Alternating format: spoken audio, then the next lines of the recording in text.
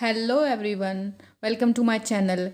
In the previous video, we have talked about what is economics, and in this video, we will study wealth definition or is economics a study of wealth. हमारा ये है wealth definition और is economics is a study of wealth. ठीक है, ये इसकी definition दी है father of economics Adam Smith ने. ठीक है, एडम स्मिथ ने इसकी डेफिनेशन दी है. एडम स्मिथ ने डेफिनेशन दी है economics is an inquiry into the nature and causes of a wealth of a nation.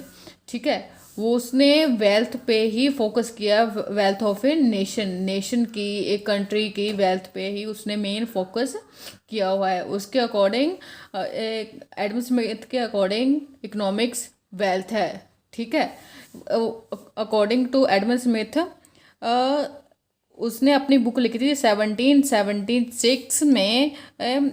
उसने फेमस बुक लिखी थी an inquiry into the nature and causes of a wealth of nation. ठीक है, इसमें इसने बताया था कि वेल्थ के बारे में. ठीक है, ये इसकी डेफिनेशन होगी एडम स्मिथ की, जिसे हम फादर ऑफ इकोनॉमिक्स कहते हैं.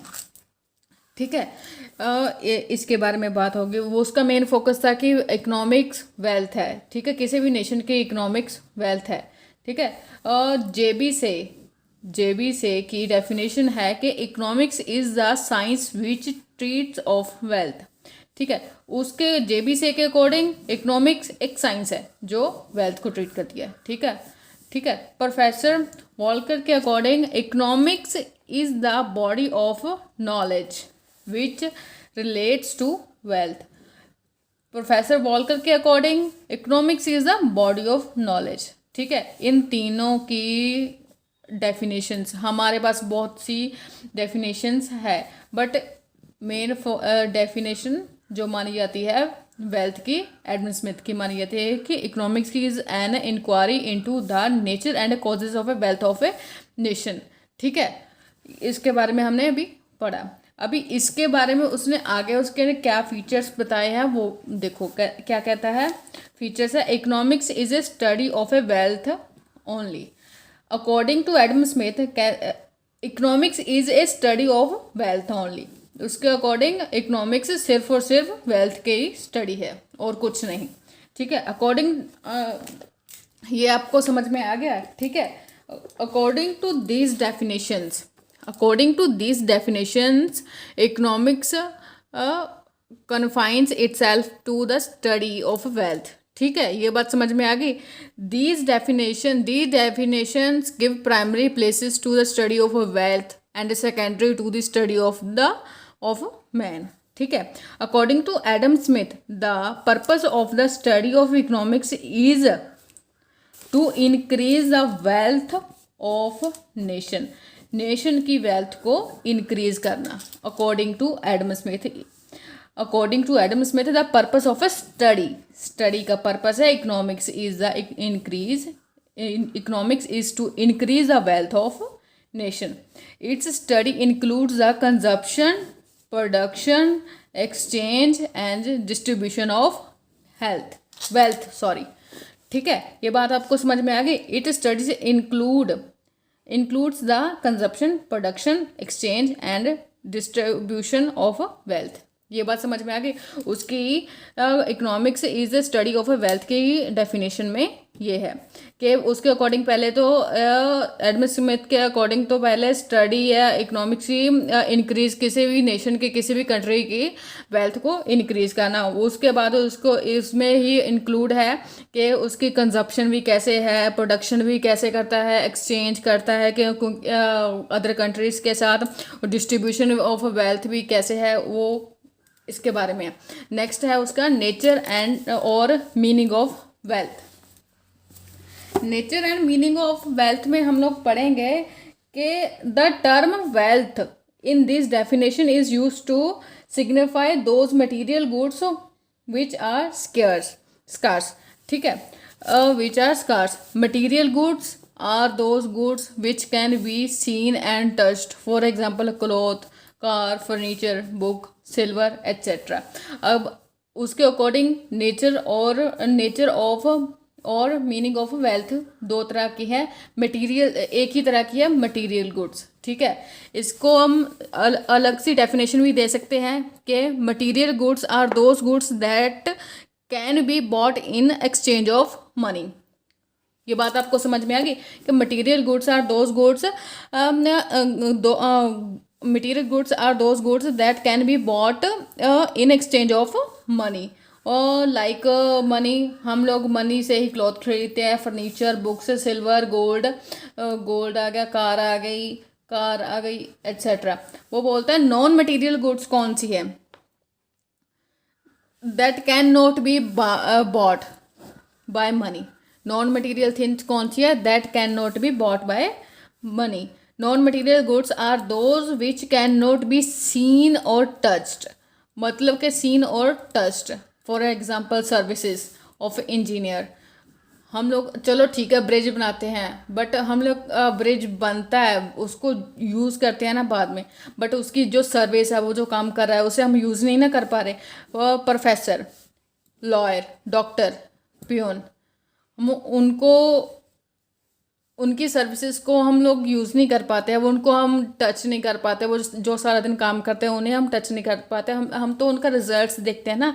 ये चीज़ें हैं, are not considered as wealth and so remain outside the scope of the study of economics. इन्हें नॉन मटीरियल गुड्स को वो नेचर और वेल्थ में इंक्लूड नहीं करता, उसके अकॉर्डिंग मटीरियल गुड्स है जो वही वेल्थ है। Material goods are those goods that can be bought in exchange of money. यहाँ पर मैं लिख देती हूँ, material goods are those goods that can be bought in exchange of money. Okay, like example clothes, cars, furniture, books, gold, silver, etc etc। बोलते हैं causes of wealth, जो wealth के causes of wealth, these are two ways of increasing wealth। Causes of wealth means increasing of wealth, wealth को कैसे बढ़ाना है, उसके according Adam Smith का सारा फोकस वेल्थ पे है, उसको कैसे बढ़ाना है, वो कैसे उसको इंक्रीज करना है। ये है bye increasing the supply of goods, goods की सप्लाई को बढ़ाकर थ्रो लार्ज स्केल, उनको बहुत से बड़े लार्ज स्केल पे, उनको बहुत सी मात्रा बड़ी मात्रा में सप्लाई करके production made possible by the saving the community. ठीक है, मतलब कि by increasing the supply of goods through large scale production made possible by the saving of the community. ठीक है, ये बात समझ में आ गई कि गुड्स को लार्ज स्केल में प्रोड्यूस करके उनको कंजप्शन करनी है उनकी, फिर उससे उनकी वेल्थ मिलेगी, बढ़ेगी कंट्री की जो है। आगे है bye increasing the demand for goods through extension of market, मतलब कि मार्केट में किसी भी तरह के हम देखते हैं ना कि अट्रैक्टिव सी एड्स दे देते हैं, हम लोग मार्केट में जाते हैं, उनकी डिमांड्स बढ़ा देते हैं, वो मतलब कि प्रोडक्ट की, जो अपने प्रोडक्ट्स की सेल करते हैं, पहले वो कम पैसे पे होते हैं, फिर बाद में इंक्रीज करते जाते हैं, increase the demand of goods through extension of market के थ्रू। Economic man, such a man who is fully aware of his self interest and who makes prestigious efforts to achieve his यहाँ पे selfish ends to the maximum। ये selfish ends आप ऐसे नहीं ले सकते, इसका मतलब है कि वो एक इंसान, एक आदमी जो अपने सेटिस्फेक्शन के लिए अचीव करता है, सेटिस्फेक्शन को वो प्राप्त करना चाहता है, पाना चाहता है। Such a man is called economic man. ठीक है, मतलब कि the supporters and the followers of wealth definition of economics have imagined such a man who is fully aware of self interest, जो पूरा का पूरा जिसे अपना सेल्फ इंटरेस्ट के बारे में पूरा पता हो, and make up efforts to achieve the selfish ends, मतलब कि वो अपने गोल तक पहुंचने के लिए अपने गोल तक पहुंचने के लिए एफर्ट्स करता है, उसे इकोनॉमिक मैन कहते हैं।